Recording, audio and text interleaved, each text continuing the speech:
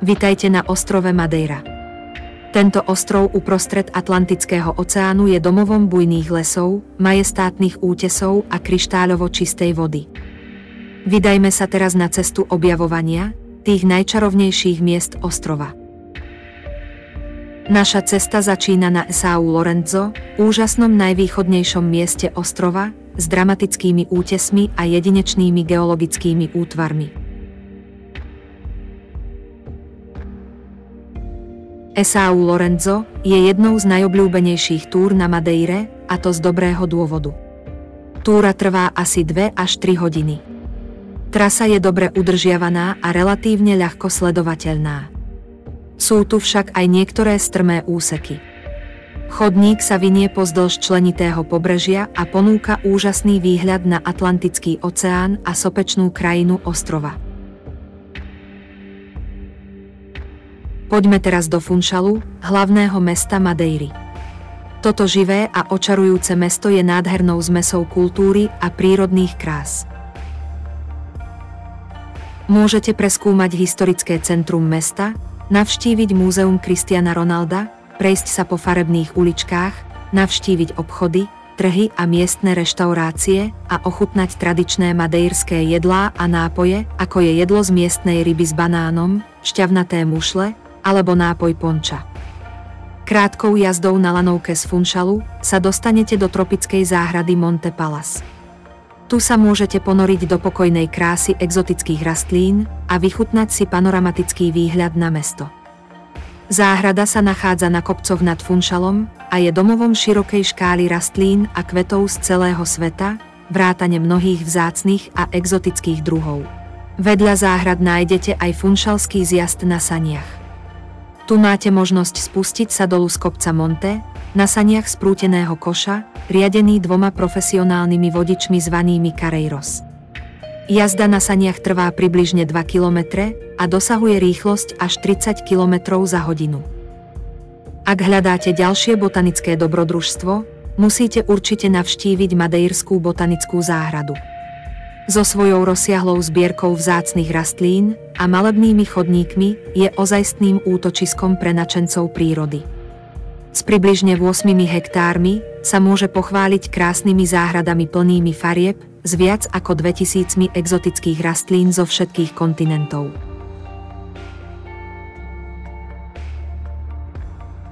Len kúsok autom na východ od Funchalu nájdete sochu a chodník Cristo Rei.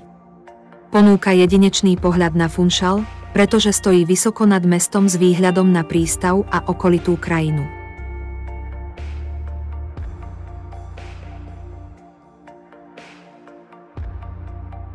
Vedľa Cristo Rei nájdete aj Praia do Garajão. Na krásnu, odľahlú skalnatú pláž s kryštáľovo-tyrkysovou vodou a sivými kamienkami sa dostanete iba lanovkou. Poďme teraz na západ od Funchalu a začnime v malebnej dedinke Câmara de Lobos. Tento očarujúci rybársky prístav s farebnými loďkami a oddychovou atmosférou je ideálnym miestom na odpočinok a ochutnanie miestnej kuchyne. Kedysi to bolo obľúbené miesto Winstona Churchilla, ktorý dedinku niekoľkokrát namaľoval. Dedinka je známa aj svojimi farebnými domami a nádherným výhľadom na Atlantický oceán. Najlepší výhľad je zo Jardim do Ilhu.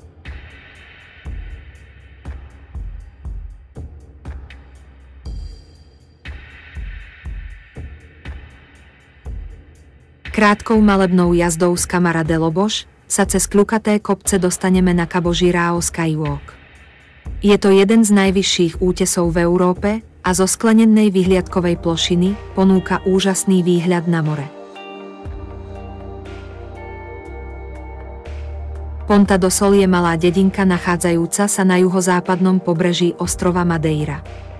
Dedinka je známa miernym podnebím, krásnymi plážami a nádherným výhľadom na Atlantický oceán.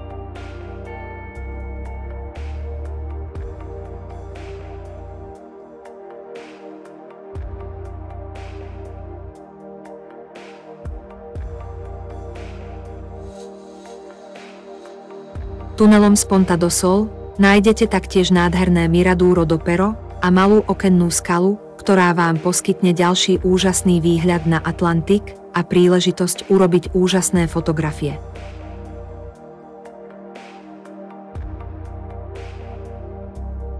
Madalena do Mar je ďalšia krásna dedinka na juhozápadnom pobreží. Je známa svojimi banánovými plantážami a chodníkmi. Jeden z najobľúbenejších banánových chodníkov je Trillo da Banana. Je sieťou turistických chodníkov, ktoré sa vinú cez rôzne banánové plantáže. Má približne 3 kilometre a prejdete ho asi za 2 hodiny.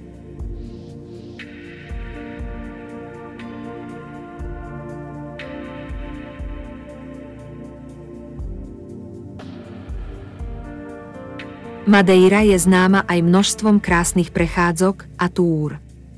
Ak hľadáte panoramatickú túru s úžasným východom slnka, zamierte na Pico do Arieiro, severne od Funchalu. Toto je jedno z najlepších miest, kam ísť na Madeire, ak chcete zažiť očarujúci východ slnka. Uistite sa, že prídete aspoň hodinu pred skutočným východom slnka. Túra na Pico do Arieiro je turistami veľmi obľúbená, takže niekedy je dosť rušná a na chodníku stretnete veľa ľudí. Výhľady však naozaj stoja za to. Pico do Arieiro je známe svojou dramatickou krajinou a náročnými trasami, ktoré vás zavedú až na najvyšší vrch Madeiry, Pico Ruivo.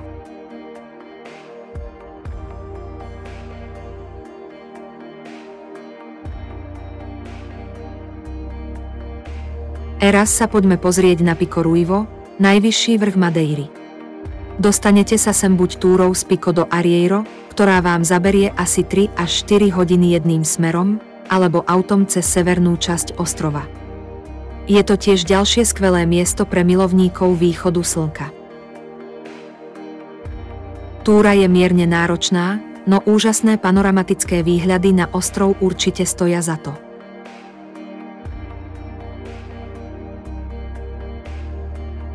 A tu sme na vrchole Pico Ruivo. Výhľady odtiaľto sú odmenou za každý krok, ktorý ste urobili, aby ste sa sem dostali.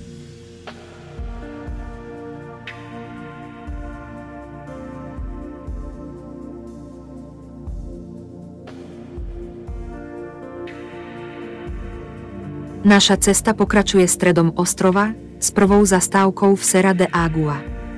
Tento región sa môže pochváliť očarujúcimi údoliami a malebnými dedinkami, kde môžete uniknúť z honu mestského života a ponoriť sa do pokojnej prírody ostrova.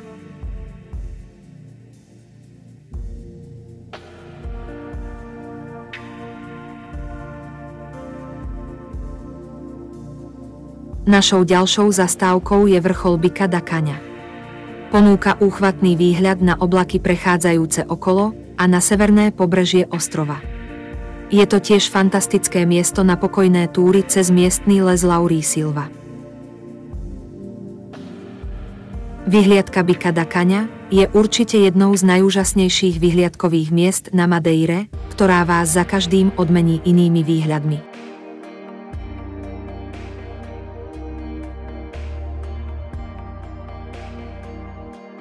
Len kúsok od Bica da Caña nájdete les Fanal.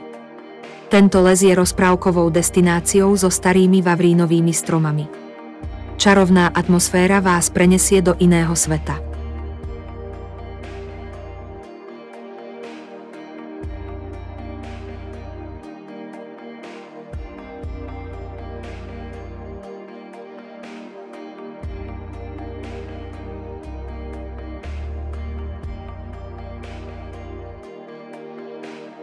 Pozrime sa, čo ponúka severná časť Madeiry a začnime v severozápadnom meste Porto Moniz. Porto Moniz je známe svojou dramatickou sopečnou krajinou a prírodnými lávovými bazénmi, kde sa môžete okúpať a vychutnať si osviežujúce more.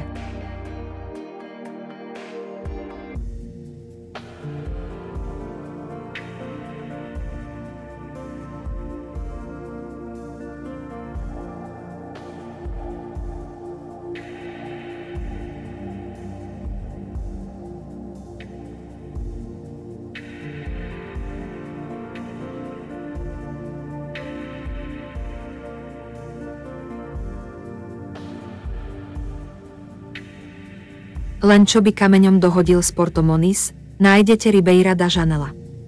Je to ďalší skrytý klenot ostrova s impozantným skalným útvarom s výhľadom na Atlantický oceán.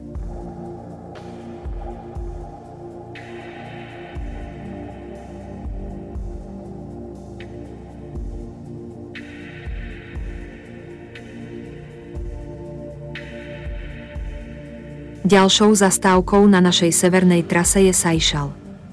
Pokojná dedinka, obklopená zelenými horami, členitým pobrežím a prírodnými bazénmi. Miraduro do Véu da Noiva, alebo vyhliadka Nevestinho závoja, je úchvatné miesto tesne nad Seixalom, kde môžete obdivovať výhľad na mesto, úžasné útesy a vodopády. Navštívme niekoľko vyhliadok severného pobrežia. Vodopád Agua de Alto a Ribeira do Inferno ponúkajú ďalšiu príležitosť na čarovné výhľady a na preskúmanie ďalšieho kúska severného pobrežia.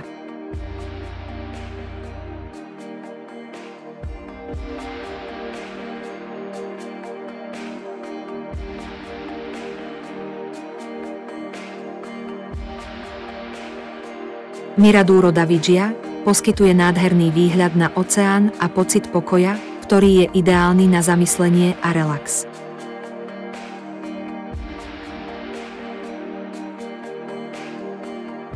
Snom fotografov je Miraduro do Guindaste. Ponúka dramatický výhľad s burácajúcimi vlnami a sklennými vyhliadkami nad vysokými útesmi.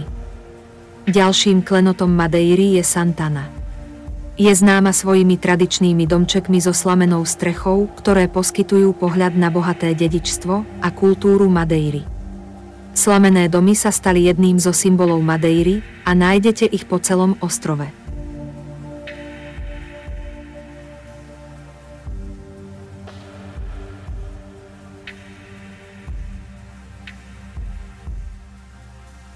Ak hľadáte únik do prírody, len kúsok od Santany, nájdete park Florestal das Queimadas. Tento krásny zalesnený park s panoramatickými turistickými chodníkmi z neho robí ideálne miesto na pokojnú túru krásnymi lesmi. Levády sú zavlažovacie kanály, ktoré sa nachádzajú po celej Madeire.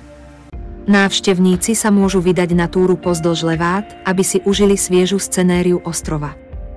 Keď slnko zapadá nad Madeirou, je jasné, že táto destinácia je skutočným zázrakom prírody. Každé miesto, ktoré sme navštívili, rozpráva jedinečný príbeh krásy, kultúry a dobrodružstva.